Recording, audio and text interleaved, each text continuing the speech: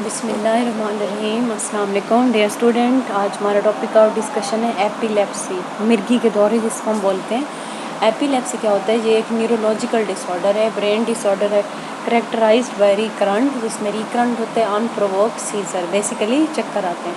अब सीजर क्या होता है? Seizure is a sudden uncontrolled electrical disturbance in the brain.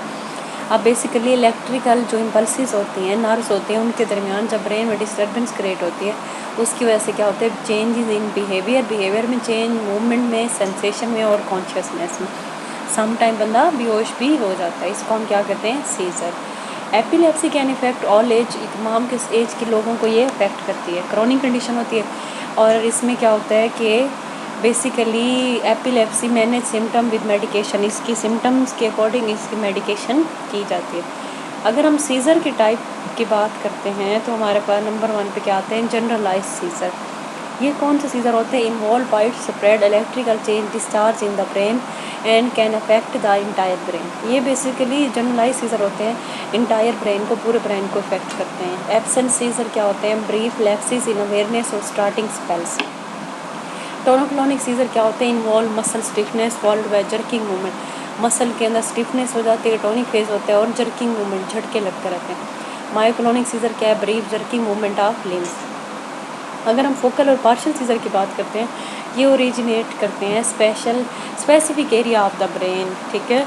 अब जो सिंपल फोकल सीज़र होते हैं डू नॉट इम्पेयर कॉन्शियसनेस, इसमें बंदा बेहोश नहीं होता।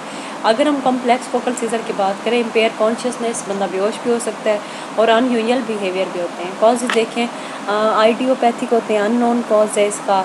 सिम्टोमेटिक और सेकेंडरी एपिलेप्सी भी हो सकती है, ब्रेन इंजरी, ट्यूमर, इन्फेक्शन और एबनॉर्मेलिटीज़ की वजह से। यहाँ पे सिम्टम्स दिखाएंगे लॉस ऑफ कॉन्शियसनेस, वीकनेस वगैरह, एंजाइटी, परेशानी होना, स्टीयरिंग, एक चीज़ को देखते रह जाना, contracting and jerking movement, muscles के अंदर जर्किंग मूवमेंट्स होती हैं, कंफ्यूज स्पीच, बोलने में भी प्रॉब्लम आ रही होती है। डायग्नोसिस में क्या होता है? मेडिकल हिस्ट्री, ठीक है, सीजर के बारे में और किस चीज़ से ट्रिगर हो रहे हैं उस चीज़ के बारे में। ईईजी, इलेक्ट्रोसिनोग्राम, फेल्गेरो टेस्ट करवाया जाता है, imaging study, MRI, CT scan से। मेडिकेशन में क्या होता है? इसमें हमारे पास एंटीलेप्टिक मेडिकेशन होते हैं, ठीक है, और उसके अलावा लाइफस्टाइल मॉडिफिकेशन है, avoid trigger, maintain regular sleep pattern, managing stress और फ्रीक्वेंसी ऑफ सीजर वगैरह, ये सारा हमारे क्या होती है? एपिलेप्सी। नेक्स्ट हमारे पास डिजीज़ है मेनिनजाइटिस और इंसेफेलाइटिस। अब जो मेनिनजाइटिस डिजीज़ होती है, इसमें मेनिनजीज में इन्फ्लेमेशन हो जाती है। मेनिनजीज क्या होती है? बेसिकली आउटर कवरिंग होती हैं ब्रेन के। Meningitis and encephalitis are both serious medical conditions that involve inflammation of the central nervous system, but can affect a different part of the system. Basically इसमें मेनिनजाइटिस की अगर हम definition की बात करते हैं, हमारे पास डेफिनेशन क्या होती है कि inflammation of the meninges the protective membrane covering brain and spinal cord. Encephalitis क्या होता है?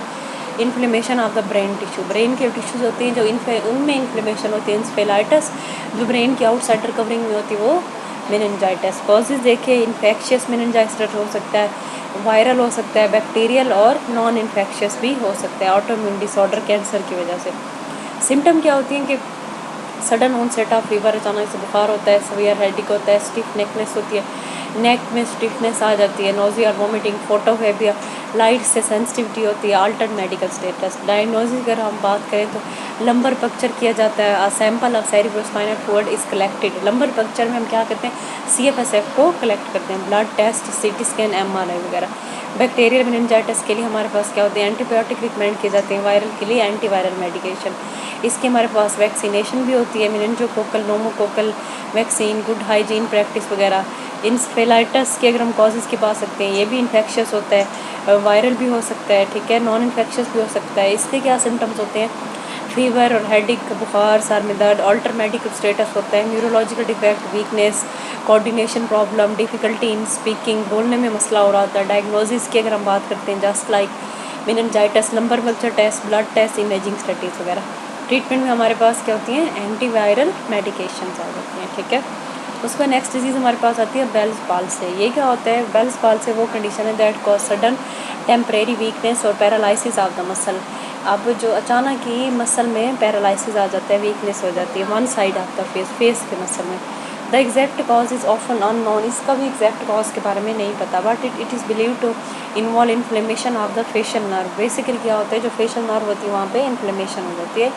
अब जो फेशियल नर्व होती है वो कंट्रोल करती है मसल ऑफ द फेस को, जब उसमें इन्फ्लेमेशन हो जाएगी तो प्रॉब्लम क्रिएट होगी। ठीक है, इसमें अगर हम सिम्टम्स की बात करते हैं, सडन वीकनेस और पैरालिसिस हो जाता है, वन साइड का ड्रॉपिंग ऑफ द माउथ और आईलेट हो जाती है, increase sensitivity to sound in one ear, एक कान में बहुत ज़्यादा सेंसिटिविटी हो जाती है आवाज़ की, रैपिड ऑनसेट, फ़ौरन से फ़ौरन सिम्टम इसकी अपेयर होती हैं। कॉजेज़ देखें, एग्जैक्ट कॉज इसमें भी अननोन है, अभी तक नहीं पता चल चुका, लेकिन ये है कि वायरल भी हो सकता है, किसी और रीज़न की वजह से भी हो सकता है, या तो किसी और बॉडी की क्रॉनिक डिजीज़ की वजह से इन्फ्लेमेशन जब हो जाती है फेशियल नर्व में तो उसकी वजह से भी ये हो सकता है। डायग्नोसिस की बात करते हैं, क्लिनिकल एग्जामिनेशन इसमें करवाया जाता है, ठीक है, और फेशियल का एग्जामिनेशन किया जाता है। अब यहाँ पर पिक्चर में जैसे दिखाया गया है कि वन साइड फेस की डिस्टर्ब हुई है। ट्रीटमेंट की बात करें तो इसमें हमारे पास कॉर्टिकोस्टेरॉइड मेडिसिन होती हैं, एंटीवायरल होते हैं और फिजिकल थेरेपी रेकमेंड की जाती है। स्पॉन्टेनियस रिकवरी होती है, पहले स्टार्ट में कम होती है, आहिस्ता आहिस्ता ये कंप्लीट रिकवर हो जाता है। इसमें हमारी स्पोर्टिंग मेजर्स क्या होती हैं कि आई प्रोटेक्शन, अब ऐसा बंदा जिसको डिफ़िकल्टी होती है आँखें क्लोज़ करने में, उसके लिए क्या होता है कि आर्टिफिशियल टेयर्स वगैरह इंड्यूस करवाए जाते हैं ताकि उसकी आंखों में ड्राइनेस और इरिटेशन ना हो। इस तरह से क्या होता है कि हम लोग इसको बाल स्पेल से को मैनेज कर सकते हैं। That's it, thank you so much.